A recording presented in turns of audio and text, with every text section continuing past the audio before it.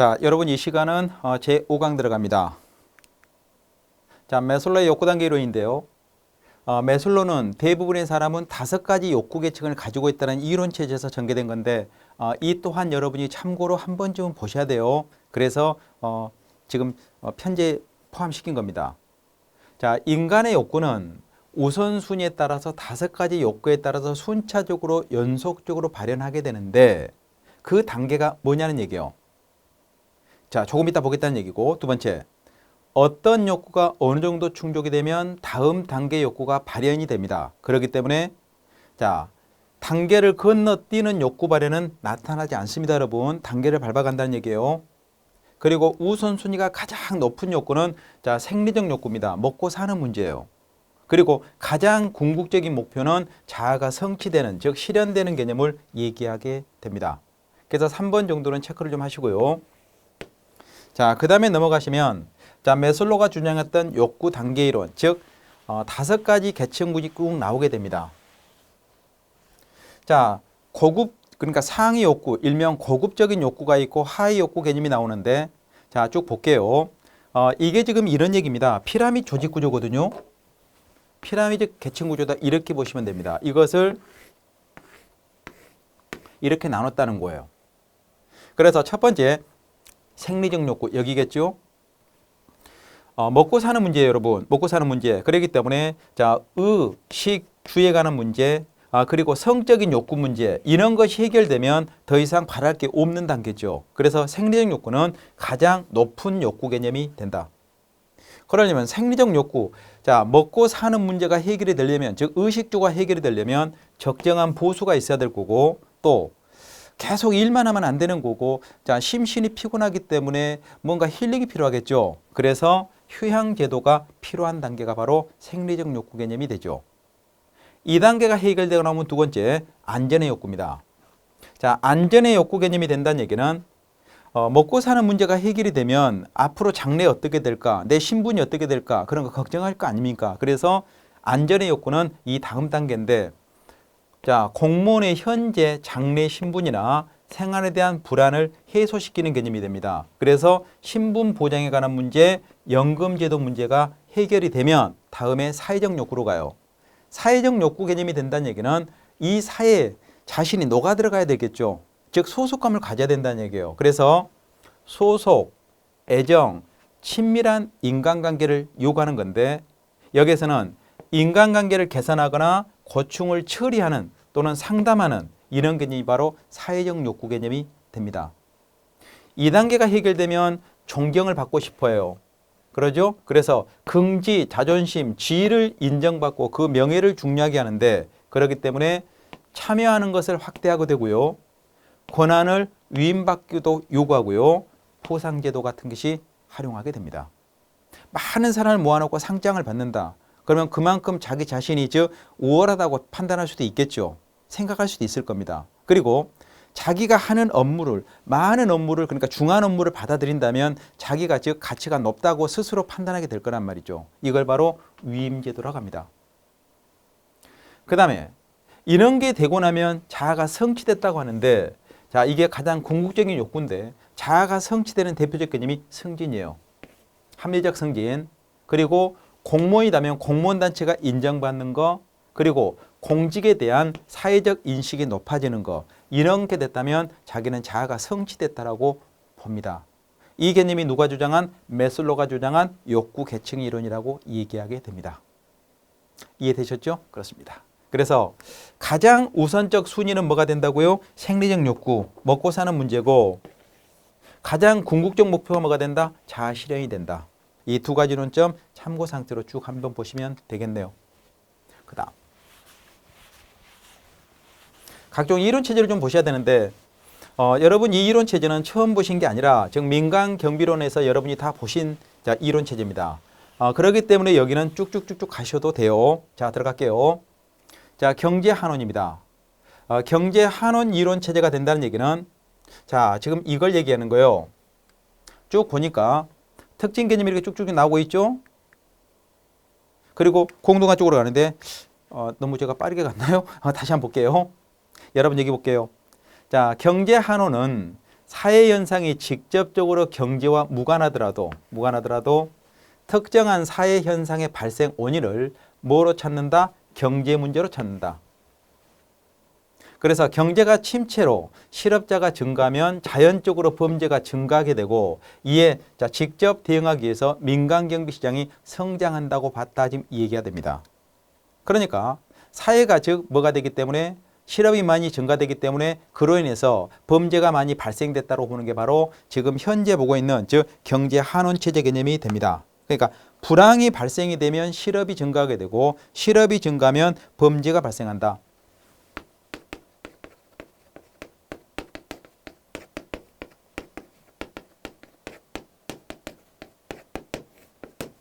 자, 불황이 증가하다 보니까 범죄가 증가되겠고 범죄가 증가하다 보니까 실업이 증가하다 보니까 뭐가 됐고 잘못 적었네요. 실업이 증가하다 보니까 범죄가 증가됐다 좀 얘기가 된다고요.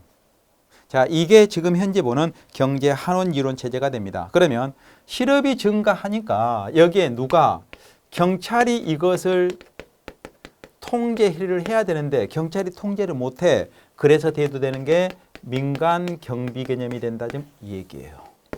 이해되셨죠? 그렇습니다. 지금 그 얘기를 이렇게 쭉 해놓고 있네요. 자, 그 다음에 두 번째 개념 공동화 이론. 경찰이 이웃 간의 다툼 해결, 사회 봉사활동, 공중유생의 유지, 교통관계 등의 비범죄적인 업무에 쫓기고 있어 경찰 본래의 직무인 범죄 예방이나 범죄 통제입니다. 범죄 예방이나 범죄 통제 같은 서비스를 충분하게 제공할 수 있는 인적, 물적 측면의 요인들이 감소가 됐대요. 그러면서 공동화 상태를 민간 경비가 메우게 된대요. 그래서 뭐가 된다? 민간 경비가 대두하게 되는 모티가 됐다는 얘기죠. 그래서 공동화 이론 체제는 여러분 이런 얘기입니다. 이게 지금 국가예요. 원칙은 이 전체를 누가 해야 돼요? 경찰이 해야 돼요. 경찰이. 자, 원칙은 이 부분을 공경비가 이걸 해야 되는데 공경비가 못해요. 그래서 예외적으로 누가 이 일부분 같은 것을 메꿔주고 있다? 이 부분을 민간 경비가 메꿔주고 있다. 이 얘기입니다. 이게 바로 공동화 이론이 되는 거죠. 그래서 거기에 쭉 보면 경찰과 같은 경비가 공경비가 감당하지 못하는 치안 환경의 사각지대를 누가 민간 경비가 메워준다는 논리다 그랬습니다. 즉 민간 경비가 경찰이 행하는 본연의 기능이나 역할을 보완하거나 대체한다는 관점에서 접근하는 이론이다. 그래서 경찰과 즉 이 민간 경비의 개념은 보완제이고 대체제 개념이 됩니다. 보완제이고 대체제이다. 이해됐죠? 그래요. 어렵지 않는 얘기입니다. 민간 경비 시간에 다 배운 거기 때문에 이렇게 쭉쭉 가겠습니다. 그래서 상호 협력 체제가 되는 거예요. 역할 분담에 관계되어 있는 이론적 근거에 바탕을 준다. 그래서 이 둘의 관계는 보완 대체가 되기 때문에 상호 협력이다. 상호 협력 체제로 구축해 간다. 지금 그 얘기가 되겠죠. 특징이 나오죠. 특징 설명 다 된 건데 공동화 이론은 경찰이 수행하고 있는 경찰의 본연의 기능이나 역할을 민간 경비가 보완하거나 대체한다는 이론이다. 민간 경비가 보완하거나 대체한다. 여기. 그리고 경찰이 범죄 예방 능력이 국민의 욕구를 충족시키지 못할 때 공동 상태를 민간 경비가 보충을 인하여 민간 경비가 성장된다는 이론이다. 그렇죠. 여러분 이 그림을 보면 이해가 될 거예요. 그리고 사회 다원화된 분화에서 초래되는 사회적 긴장과 갈등, 대립에 무질서나 범죄 증가에 대응하기 위해서 경찰력이 증가해야 하나 현실적으로 어려운 상태로 그 결과에 생겨난 갭이죠. 공동을 메꾸기 위해서는 민간 경비가 발전하게 된다. 그러니까 원칙은 여기에서 경찰이 모든 것을 다 해야 되지만 경찰이 이 부분을 행하지 못하기 때문에 민간 경비가 이 분야를 무엇을 하고 있다고요? 공경비 역할을 대신하고 있다고요. 왜? 갭의 상태가 발생돼 있으니까. 그리고 경찰의 허술한 범죄 대응력을 보완하거나 대체하기 위해서 성장한 게 바로 민간 경비 이론이 됩니다.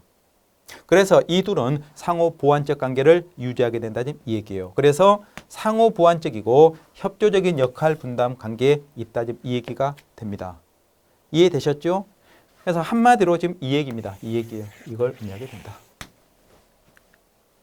그 다음에 집단 이론입니다. 이익 집단 이론.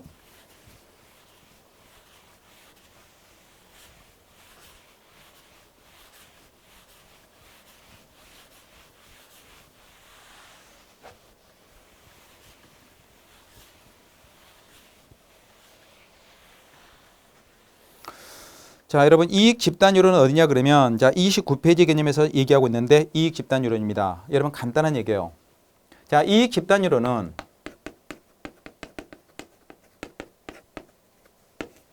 원칙은 어떠한 부분을 경찰이 해야 되거든요. 여기를 경찰이 해야 됩니다. 공경비가 해야 된다고요. 근데 안 해요. 자, 안 했다는 얘기는 방치를 했거든요. 방치한 이 영역을 누가? 민간경비죠. 자, 민간경비가 이것을 수행을 했어요. 그러면서 이익을 창출하는 게 바로 이익 집단 이론 체제가 됩니다. 봐볼까요? 경제 한원이나 공동화 이론을 부정하는 입장으로 민간경비도 기업 자체 이익을 극대화시키기 위해서 스스로 규모를 팽창시키고 새로운 법률이나 제도를 창출시키는 등의 노력을 기울이는 과정에서 민간경비가 발전하게 됐다. 즉 공경비가 방치한 부분을 민간경비가 개발했다는 이런 얘기고, 즉 방치하면 보호받지 못하게 되는 재산 등을 민간경비가 보호한다는 관념으로 자 플레벨입니다. 플레벨의 공동화 이론을 부정하면서 주장한 이론체제가 된다. 다시 한번 방치하면 보호받지 못해요.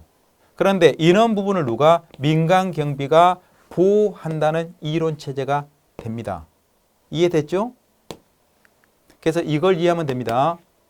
이론적 근거를 쭉 보면 이런 게 나오죠. 이익 집단들이 그들의 이익을 극대화하기 위해서 행위하는 것처럼 민간경비도 하나의 독립된 행위자로 고유한 이해관계를 가질 수 있다고 가정하는 데서 출발하게 됐다. 자, 특징 볼게요. 플레벨.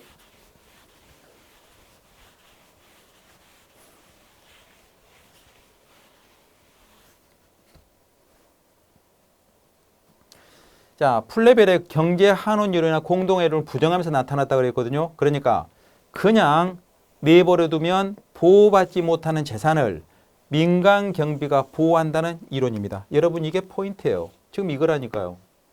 그죠? 방치한 것을 민간 경비가 개발하는 거다.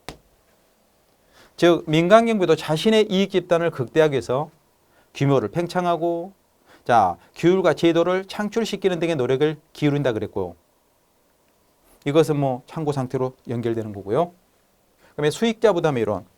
자, 수익자 부담의 이론은 우리 교재 자 30페이지입니다. 30페이지 개념을 쭉 보시면 돼요. 자, 수익자 부담의 이론입니다. 수익자 부담의 이론.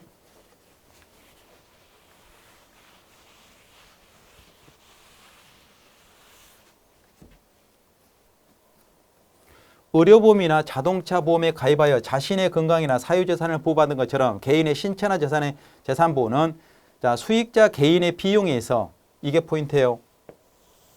비용에서 담보로 해야 한다는 입장으로 경찰의 입장이 개인의 안전과 사유재산을 보호하는 것이라는 일반적 관념에 제한을 두는 이론이다 그랬거든요. 이게 무슨 얘기냐면 이게 좀 국가예요. 여러분 아까 그랬잖아요. 원칙은 전체를 경찰이 무엇을 해야 돼? 이 보호 업무를 해줘야 돼. 그죠? 공공재니까. 근데 이걸 못해요. 그래서 일부분, 그러니까 인원 영역을 인정한다고 인정하지만 영향이 미치지 않는 영역이 있을 거 아닙니까? 이 부분을 일 개인이 수익자 부담의 원칙에 의하여 누구를 고용한다? 경비원을 고용하여 경원을 고용하여 자기 보호를 받는다는 얘기죠. 자기 자신이나 재산 그리고 가족의 생명이나 신체 보호 이런 것을 받는 것을 우리는 수익자 부담의 이론 체제라고 얘기하게 됩니다. 그래서 쭉 보면 자본주의가 발달한 사회 그랬어요. 자본주의가 발달했다는 경제적으로 좀 자유롭다는 얘기죠. 그래서 자본주의가 발달한 사회에서 경찰의 공권력 작용은 자본주의 사회 질서 유지나 체제 수호 등 같은 거시적인 측면 역할에 한정하고 사회 구성원의 개인 차원이나 집단과 조직의 안전과 보호를 해당하는 개인이나 조직이 담당해야 한다는 인식을 기초로 둔다 그랬습니다. 그러니까 큰 영역은 경찰이 개입을 하지만 작은 부분은 누가 개인이 스스로 알아서 해야 된다는 얘기입니다. 이게 바로 수익자 부담의 원칙이다. 이렇게 보시면 된다고요. 이해되셨죠? 좋습니다. 자, 특징이 나오죠. 국가가 자본주의 전반적 체제 수호를 위한 정치적 역할이나 즉 공적 임무를 수행하는 데 있어 일부분을 담당하는 공조직으로 파악돼야 된다. 그래서 경찰의 공권력은 원칙적으로 거시적인 측면에서 질서 유지나 체제 수호와 같은 역할 기능을 한정하고 민간 경비는 사회 구성원 개인 차원이나 여타 집단 조직 등이 담당해야 한다는 인식에 기초를 둔다. 즉 수익자 부담 원칙에 따라서 전개를 해야 된다는 얘기죠. 이걸 지금 계속 제가 서술해 준 이유가 뭐냐면 이런 지문으로 장난도 치기 때문에 조금씩 변형해서 문제가 나오고 있단 말이죠. 그래서 이런 뜻을 이렇게 숙제를 하면서 이런 거기 때문에 쭉 한번 읽어보시면 됩니다. 논리는 똑같아요. 똑같은 얘기입니다. 이것도 마찬가지 개념이 되는 거죠. 자, 그다음에 공동생산이론.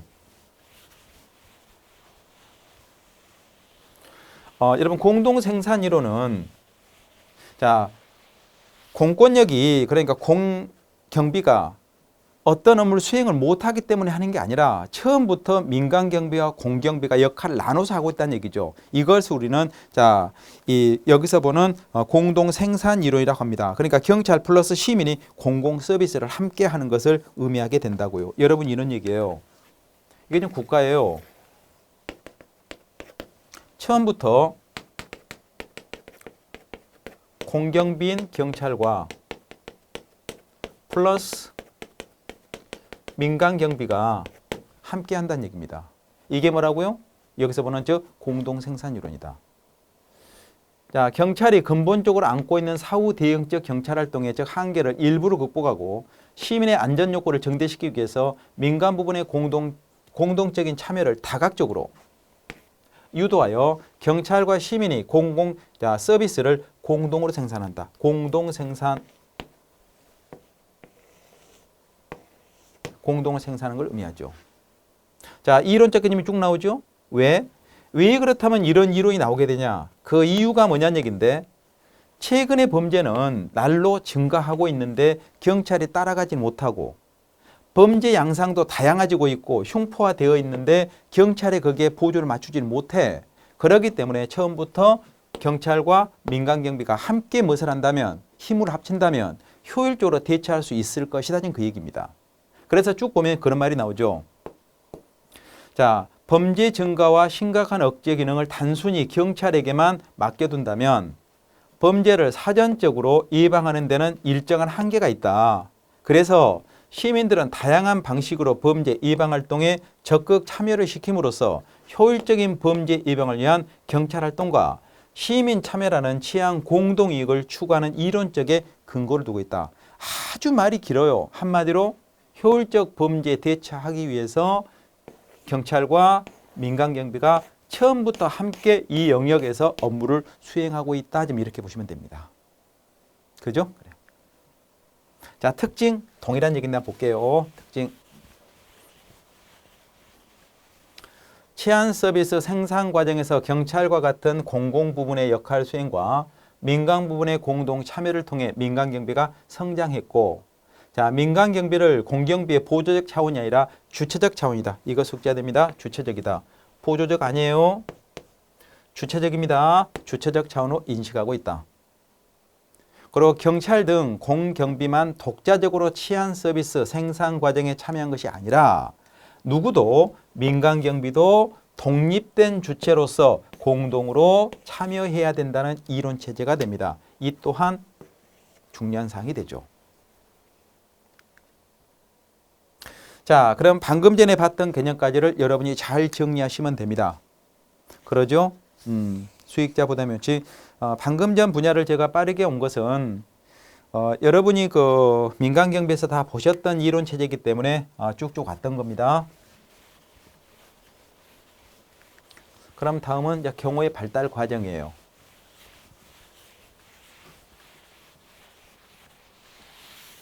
이 경호의 발달 과정, 자, 이쪽 영역에서 제가 암기하라고 하는 것은 반드시 암기를 하셔야 됩니다, 여러분. 자, 역사와 관련된 개념이거든요. 경호의 역사적 변천인데, 자, 넘어가니까 이런 박스가 나와요. 이 박스는 참고로 보시라고 한번 여놓은 거니까 한번 쭉 한번 읽어만 보십시오. 자, 이제 여기서부터 보셔야 돼요. 자, 거기에 쭉 보면, 아니, 다음부터요. 시대별 경우부터요. 여기서부터. 자, 여기서부터 이제 잘 보셔야 됩니다. 자, 삼국시대 개념인데 고구려예요.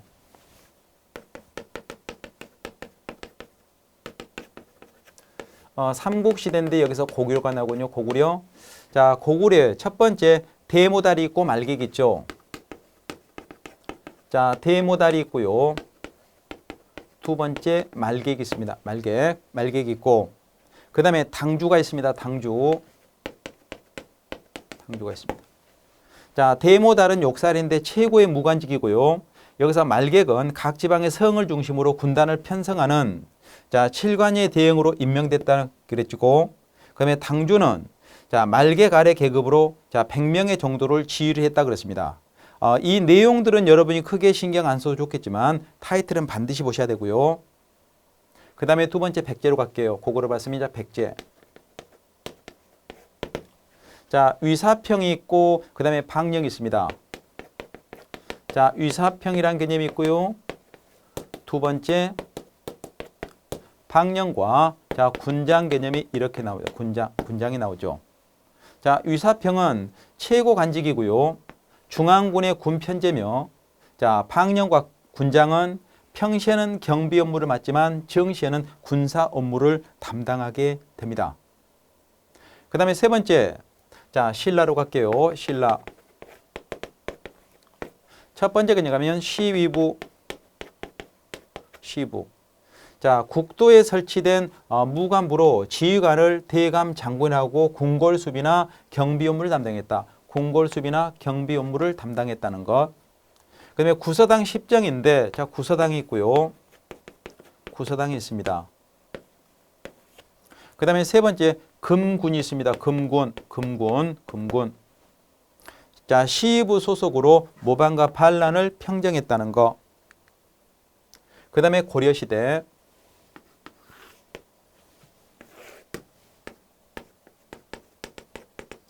자, 고려시대로 들어가니까 자, 고려 정기가 있고요. 고려 중기가 있고 후기가 나오는데 고려 정기에서 첫째 왕군의 중앙군이 있습니다. 중앙군이 있고 그 다음에 두 번째 금군이 있고요. 금군. 그 다음에 세 번째 개념에서 이군 유기가 있습니다. 이군 유기 개념이 이렇게 나오게 되죠. 그러죠? 자, 이건 참고로 한번 읽어보시고 그 다음에 내순 검군이 있고요.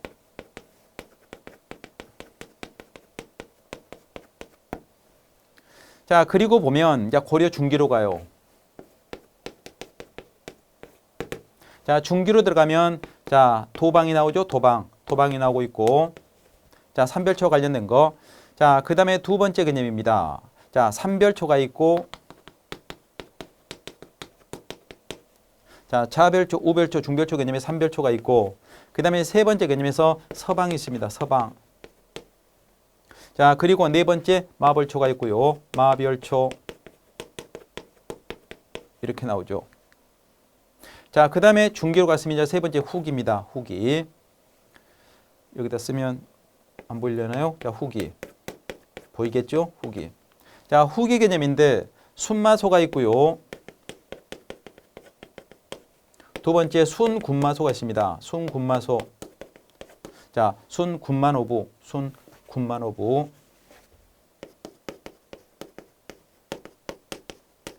호부가 있고 자, 그리고 사평 순위부가 있고 사평 순위부가 있습니다. 그리고 네 번째 성중해마가 있고요.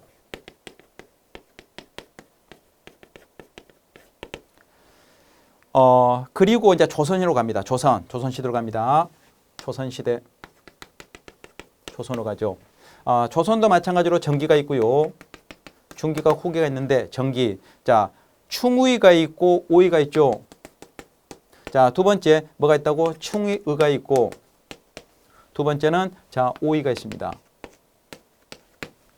자, 그리고 세 번째 갑사가 있고 네 번째 금사복이 있어요. 그리고 용오용과 내금이가 있고 자, 용오용이 있고 여섯 번째 내금이 개념이 나옵니다.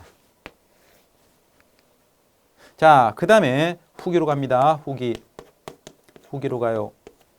후기로 들어가면 첫째 금군이 있고 두 번째 어영청이 있습니다. 그 다음에 세 번째 개념에서 호의청이 있고 네 번째 수기가 있어요. 수기. 그러죠? 수기소가 있다. 그 다음에 다섯 번째 장용이가 있고 이렇게 있습니다. 그 다음에 구한말로 갈게요. 구한말. 자, 구한말 개념으로 가면 가보기역 전과 가보기역 후가 나오는데 자, 이걸 정기로 봅니다. 정기 개념 볼게요. 정기로 가면 시위유가 있고 시위대 두 번째는 친위대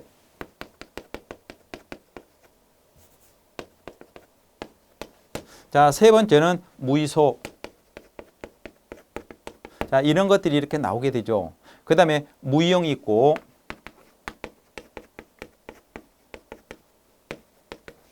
다섯 번째 개념은 친군 용오용 이런 것들이 이렇게 나오게 됩니다. 자, 그 다음에 두 번째 후기로 갑니다. 가보기역 이유거든요. 후기 개념으로 이렇게 나오는데 후기로 가면 자, 경의용과 경무통감부 경의용과 두 번째 경무통감부가 이렇게 나와요. 그리고 세 번째를 보니까 자, 경무청이 있고요.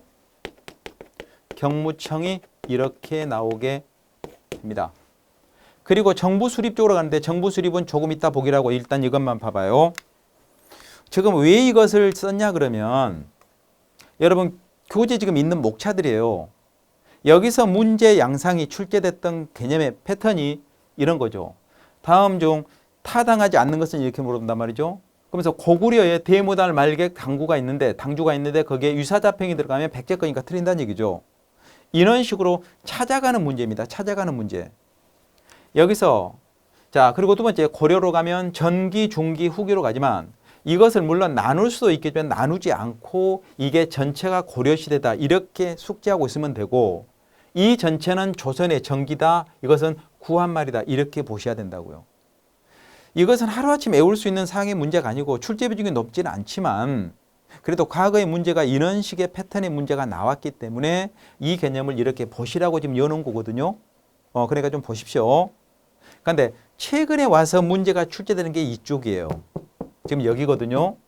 자, 여기는 여러분이 찾아 들어갈 수 있을 겁니다. 한번 봐볼게요.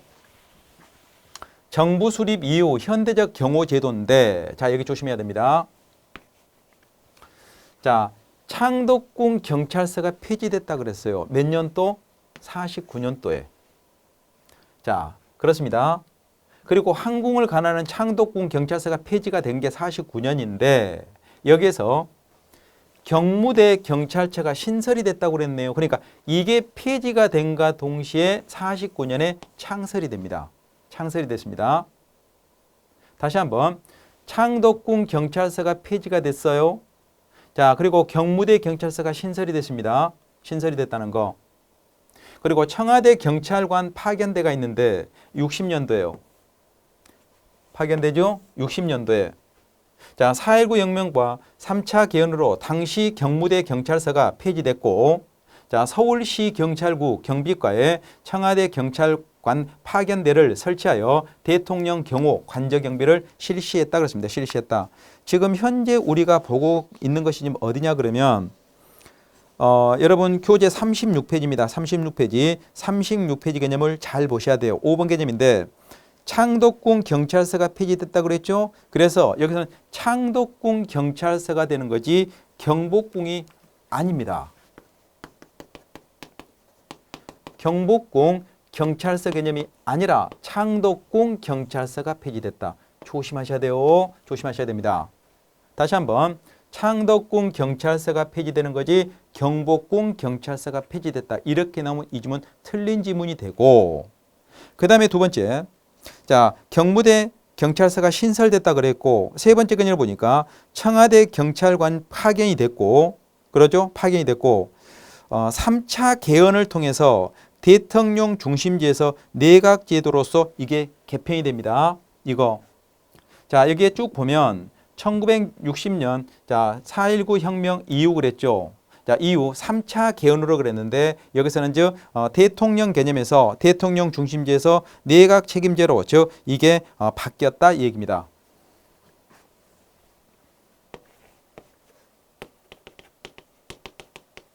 대통령 중심제에서 내각제로 이걸 바뀌었다. 암기하셔야 됩니다. 대통령 중심에서 내각제로 바뀌었다. 내각제로 바뀌었다. 자, 그 개념을 여러분이 잘 정리를 하셔야 돼요. 그래서 제3차 기원으로 당시 경무대 경찰서가 폐지됐다. 그러죠? 그래서 이걸 다른 말로 표현하면 대통령 중심제에서 내각 중심제로 자, 정부가 바뀌었다. 그렇죠? 변화됐다. 지금 그 얘기입니다. 변화됐다. 대통령에서 내각 중심제로 바뀌었다. 그리고 경무대 경찰서가 폐지됐고 서울시 경찰국 경비과에 청와대 경찰관 파견대를 설치하여 대통령 경호와 관저 경비가 실시가 됐다. 지금 그걸 의미하게 되는 거죠. 여기에 있는 것을 그대로 책을 한번 제가 읽었던 겁니다. 그러니까 똑같은 얘기예요. 똑같은 얘기입니다. 여기서 포인트는 대통령 중심제에서 내각제로 바뀌었다는 거 이거 꼭 얘기해야 돼요. 중요한 얘기입니다. 대통령 중심에서 내각제로 바뀌었다. 그 다음. 자, 국가재건 최고위입니다. 국가재건.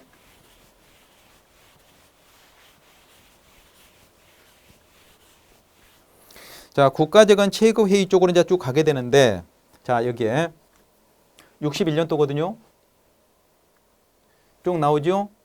자, 박정희 대통령이, 그러니까 박정희 장군이 신변보호를 위해서 소수정의 군인이 경호 업무를 수행하게 하는 것을 말하죠. 그래서 61년도에 군사혁명위원회가 국가재건회의로 발족이 되면서 쿠데타 지도본부가 육군본부에서 국회의사당을 이동하게 됐고 61년 1월에 중앙정보부가 창설하게 되고요. 동시에 경호대가 중앙정보부에 예속하게 됩니다.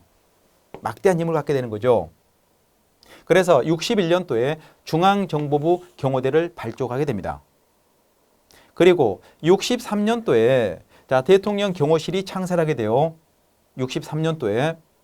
그러면서 박정희 대통령이 취임을 하게 됩니다. 그리고 63년도에 대통령 경호법이 제정이 됐고 63년도에 경호실을 설치하게 됩니다. 그리고 대통령 경호처로 개편이 되죠. 2008년도에요. 자, 이명박 정부입니다. 이명박 정부 출범 시 대통령 등 요인에 대해서 체계적이고 전문적으로 경호를 한다는 이유로 대통령 경호실을 대통령 경호처로 개편하게 된다. 경호처 개편. 자, 그러던 것이 2013년도에 대통령 경호실로 다시 전환이 돼요. 박근혜 정부 때입니다. 그죠? 자, 그러다가 다시 뭐가 됩니까? 대통령 경호실로 개편하게 되죠. 자, 그 다음에 8번째 대통령 경호처 설립이에요. 2017년도.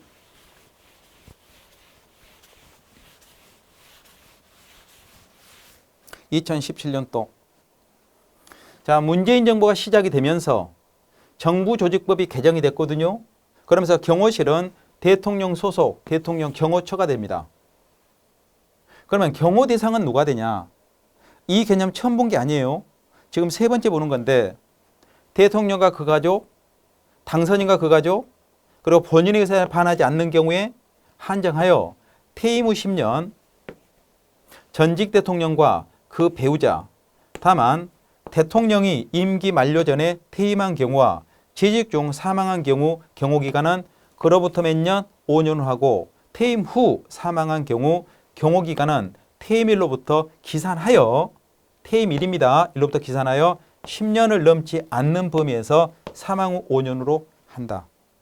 이거 처음 본 조문 아니죠, 여러분? 3번 보셨다니까요. 그리고 3번. 자, 그 다음에 네 번째예요. 대통령 권한대행과 그 배우자가 있고요. 그리고 대한민국을 방문하는 외국의 국가원수나 행정부 수반 그 배우자가 있죠. 그래서 배우자 개념이 됩니다. 그 밖에 처장이 경호가 필요하다고 인정하는 국내 요인 그랬거든요.